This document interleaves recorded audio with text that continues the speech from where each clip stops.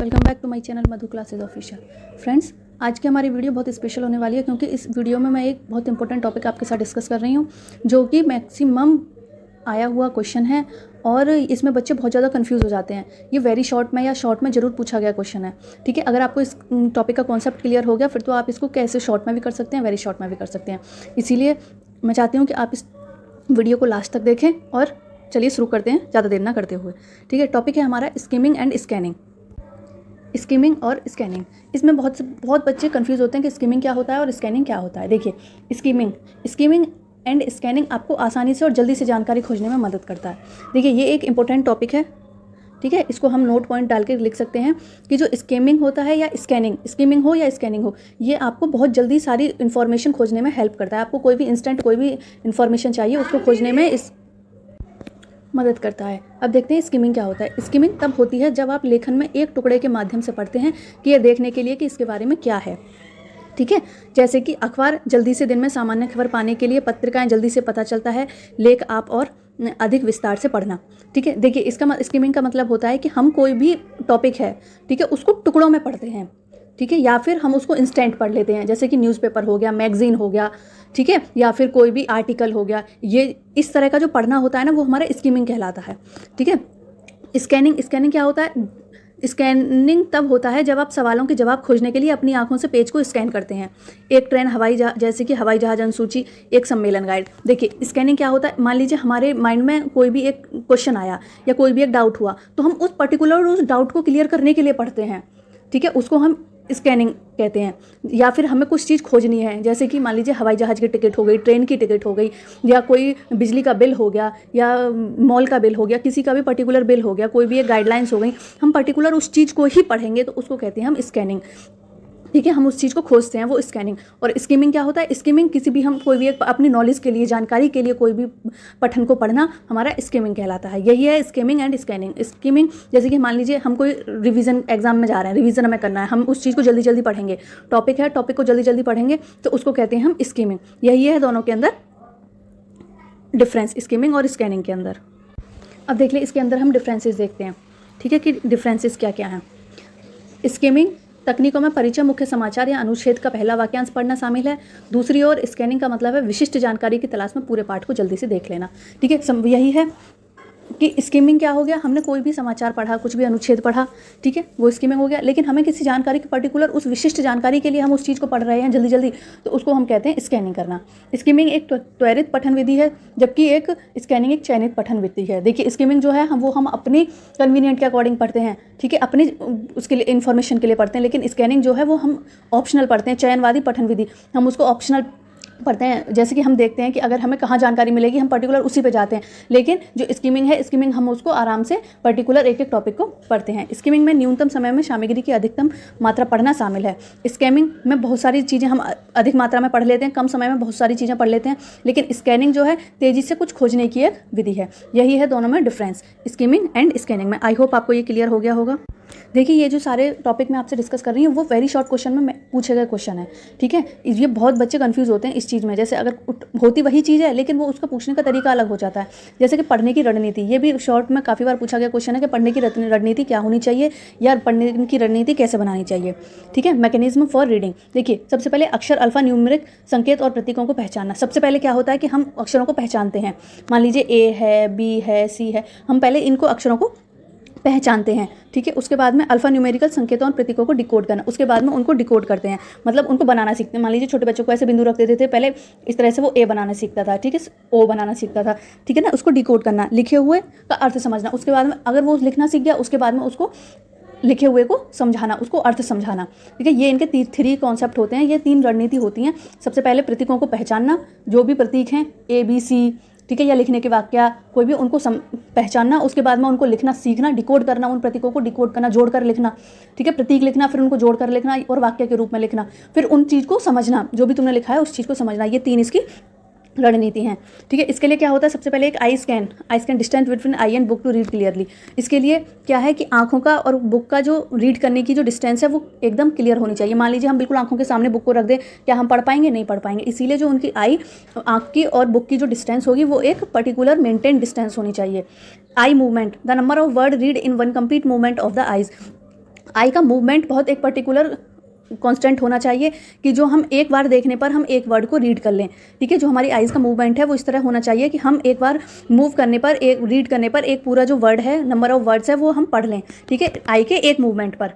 Pace, pace mean reading face, it directly link by eye scan, ठीक है। Pace का मतलब होता है फेस को रीड करना, ठीक है। ये जो है हमारी आई स्कैन से रिलेट करता है, ठीक है, डायरेक्टली लिंक होता है। जैसे कि हम हमारी बुक और उसके बीच में जो डिस्टेंस है हमारी मेंटेन रहेगी, तभी तो हम किसी का फेस रीड कर पाएंगे या कोई भी हमारे पास चीज़ है उसको हम रीड कर पाएंगे।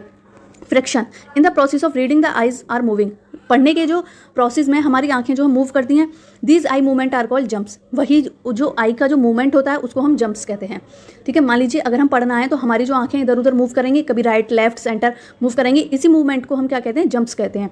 They have pose called short jumps, ठीक है, शॉर्ट स्टॉप, अगर कहीं पे वो रुक जाती हैं तो उसको हम कहते हैं शॉर्ट स्टॉप। और the small pause between I having movement, जो स्मॉल बहुत छोटा पॉज होता है वो जो है आंखों के बीच में होता है, having the movement, I R have, वो मूवमेंट के बीच में होता है, ओके। ये होते हैं फ्रिक्शन। ये पढ़ने की कुछ रणनीति होती हैं, ये इंपॉर्टेंट फैक्ट्स हैं पढ़ने के लिए जो कि इंपॉर्टेंट होते हैं।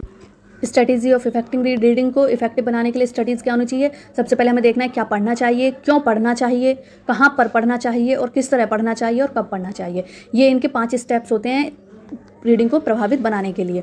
नेक्स्ट है हमारा स्कीमा थ्योरी ऑफ रीडिंग, ये बहुत मोस्ट इंपॉर्टेंट है।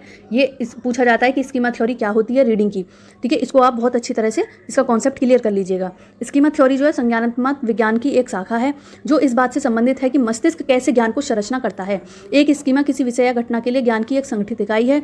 यह पूर्व अनुभव पर आधारित है और वर्तमान समय में कार्य करने के लिए मार्गदर्शन करने के लिए इसका उपयोग किया जाता है। देखिए स्कीमा, सबसे पहले हम समझते हैं स्कीमा क्या होता है। देखिए कोई भी मस्तिष्क में हम कोई भी ज्ञान को संरक्षित करते हैं, मस्तिष्क में हम ज्ञान को कैसे संरक्षित रखते हैं, कोई भी इन्फॉर्मेशन हमारे मस्तिष्क में जाती है हम उसको किस तरह से डिकोड करते हैं, वो हमारा स्कीमा डिसाइड करेगा, ठीक है। और वही छोटे छोटे टुकड़ों में, वही जो छोटे छोटे टुकड़ों में स्कीमा जो है कलेक्ट हो जाती है उसको हम स्कीमा कहते हैं। जो इन्फॉर्मेशन कलेक्ट हो जाती है छोटे छोटे टुकड़ों में उसको हम स्कीमा कहते हैं। फिर स्कीमा उस वर्तमान सिचुएशन के अकॉर्डिंग उसको डिकोड करती है, ठीक है, उसी को हम स्कीमा कहते हैं, जो वो हमारे मस्तिष्क में होती है। हम कहते हैं कोई भी संज्ञानात्मक विकास के लिए स्कीमा बहुत जरूरी होता है। संज्ञानात्मक विकास कैसे होता है, जब हमारा मस्तिष्क ठीक तरह से कार्य करेगा, ठीक है, उसमें कोई भी हम इन्फॉर्मेशन देते हैं, मस्तिष्क तक हमारी इन्फॉर्मेशन पहुंचती है, तो वो किस तरह से, कहाँ पर, कब, कहाँ पर, किस तरह से हम उस इन्फॉर्मेशन का इस्तेमाल करें, कैसे उसे डिकोड करें, वही हमारा स्कीमा कहलाता है, ठीक है। What is the schema in reading compression, reading compression में स्कीमा क्या होता है। देखिए स्कीमा बालक के मस्तिष्क में जो चीज़ें पहले से जमा होती हैं एवं बालक पहले से मस्तिष्क में उपस्थित चीज़ों का उपयोग करके किसी वस्तु के प्रति एक धारणा बनाता है, उसे स्कीमा कहते हैं। देखिए इसमें रीडिंग कंप्रेशन में क्या होता है कि मस्तिष्क में हमारे जो भी पहले से जमा चीज़ें हैं, मतलब जो भी हमारी पहले से इन्फॉर्मेशन जमा है उसके अंदर, ठीक है, वो और जो भी उपस्थित चीज़ों के उपयोग से हमने इन्फॉर्मेशन धारण की है, उसको धारण किया उसके अकॉर्डिंग वो किस तरह से इन्फॉर्मेशन को डिकोड करता है, उसे हम स्कीमा कहते हैं, ठीक है। रीडिंग कंप्रेशन में पढ़ते हैं हम, पढ़ते टाइम देखिए पहले हमारे पास कुछ और जानकारी थी, उसके बाद में हमने रीडिंग करी, रीडिंग के बाद हमें कुछ और जानकारी मिली, फिर हम उस जानकारी के अकॉर्डिंग हम उसको कैसे डिफाइन करते हैं, कैसे डिकोड करते हैं, उसे हम स्कीमा कहते हैं। Characteristic and function of schema, देखिए एक स्कीमा किसी विषय या घटना के लिए ज्ञान की एक संगठित इकाई है, ठीक है। यह पूर्व अनुभव पर आधारित है और वर्तमान में कार्य करने के लिए मार्गदर्शन करने के लिए इसका उपयोग किया जाता है। देखिए ये पहले अनुभवों पर भी आधारित है, इसमें जो हमारा पूर्व ज्ञान है वो इसमें संगठित होता है, उसके बाद में जो हमें प्रेजेंट में ज्ञान मिल रहा है वो हम प्रेजेंट में हम उस ज्ञान को किस तरह से डिकोड करें उसका वो हमें मार्गदर्शन करता है, ठीक है। स्कीमा एक गतिशील अवधारणा है जो सीखने के नए अनुभव, अध्ययन एवं संबंध के माध्यम से बनाती है और चीज़ें जुड़ती रहती है।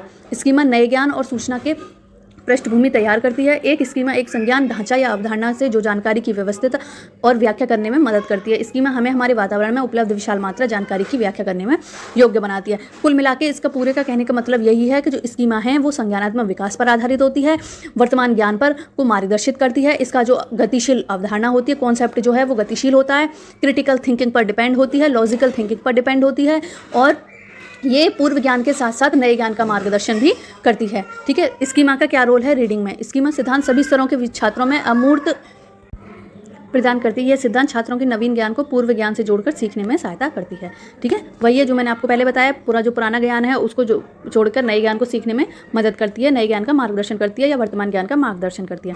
टाइप ऑफ स्कीमा, स्कीमा को हम क्लासीफाइड करते हैं। सबसे पहले भाषाई स्कीमा, हमारे अंदर कौन कौन सी भाषा डिकोड होती हैं, ठीक है, वो भाषा स्कीमा हो गई। सामग्री, कौन कौन सा मटेरियल हम डिकोड करते हैं। औपचारिक स्कीमा, सामाजिक स्कीमा और वैचारिक स्कीमा, ठीक है, ये स्कीमा होते हैं कुछ। ठीक है। स्कीमा मुख्य दो प्रकार के भी होते हैं, जैसे साधारण स्कीमा और जटिल स्कीमा। साधारण जो भी खिलौने सामाजिक कोई विचार है या व्यक्तिगत संबंधित है, जो हमारे पर्सनल और सोशलाइजेशन और पर्सनल होते हैं, वो हमारे साधारण स्कीमा में आते हैं। जटिल में जैसे अंतरिक्ष का निर्माण कैसे हुआ, ब्रह्मांड कैसे बना, फिलॉसफी क्या है इत्यादि, ये सब बातें जो हैं वो जटिल स्कीमा, जो हमारी क्रिटिकल थिंकिंग पर डिपेंड होती हैं, जो हमें सोचने पर मजबूर करते हैं, उन्हें जटिल स्कीमा कहते हैं।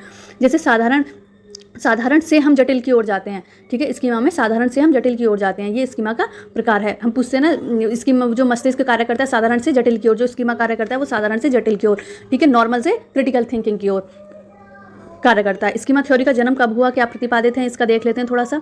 स्कीमा थ्योरी का प्रतिपादन जीन पियाजे ने किया, ठीक है, जो 1923 में प्रारंभ हुआ। जीन पियाजे को विकासात्मक मनोवैज्ञानिक कहा जाता है। यह सिद्धांत संज्ञानात्मक विकास की श्रेणी में आता है। पियाजे ने इसे परिभाषित करते हुए कहा है कि स्कीमा बुनियादी इकाइयों की दुनिया के सभी पहलुओं से संबंधित है और यह मानसिक रूप से उचित स्थितियों में लागू किए जाते हैं, जिससे स्थिति को समझने व जानकारी की व्याख्या में सहायता मिलती है, ठीक है। ये हमारे जीन पियाजे जी ने कहा है, ठीक है। अगर मेरी ये वीडियो आपको अच्छी लगी हो तो प्लीज़ लाइक करो, शेयर करो एंड सब्सक्राइब करो, एंड मिलते हैं नेक्स्ट वीडियो में। Thank you for watching.